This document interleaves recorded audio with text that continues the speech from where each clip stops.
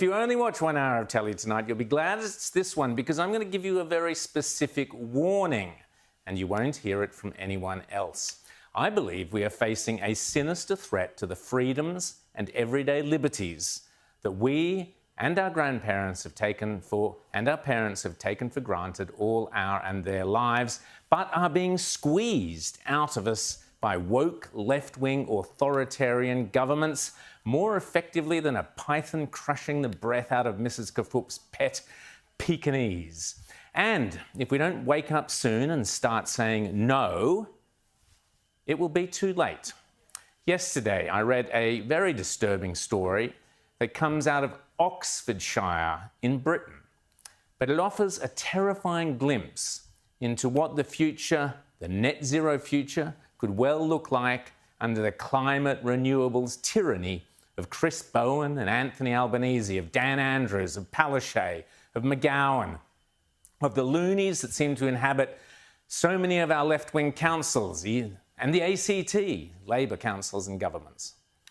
According to Darren Burks at the independent website Vision News, and you can also read the same story on the Daily Skeptic, an excellent website, the Joe Nova blog, and elsewhere, Oxford County Council are planning on embarking in 2024 not on COVID lockdowns, but, as I and many others have long predicted, climate lockdowns. Yes, folks, the Great Reset is going to begin in earnest among the dreamy spires of Oxford, once the very centre of learning and enlightenment in the English-speaking world.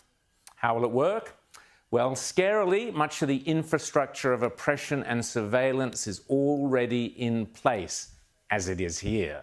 But recently, Oxford County Council started to spell out the details. And yes, it's all being done in the name of saving the planet from climate change.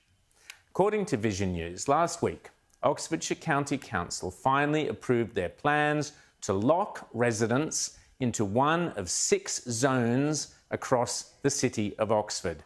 They have divided the city, this is the council, into 6 zones as the latest stage in what is called the 15-minute city agenda. Remember that phrase.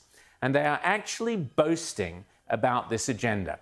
According to an October article in the Oxford Mail, the local newspaper there, quote, Duncan Enright, Oxfordshire County Council's Cabinet Member for Travel and Development Strategy, has explained how roadblocks stopping most motorists from driving through Oxford city centre will divide the city into 6 15-minute neighbourhoods. He insists the controversial plan will go ahead whether people like it or not. There's your COVID mentality at work.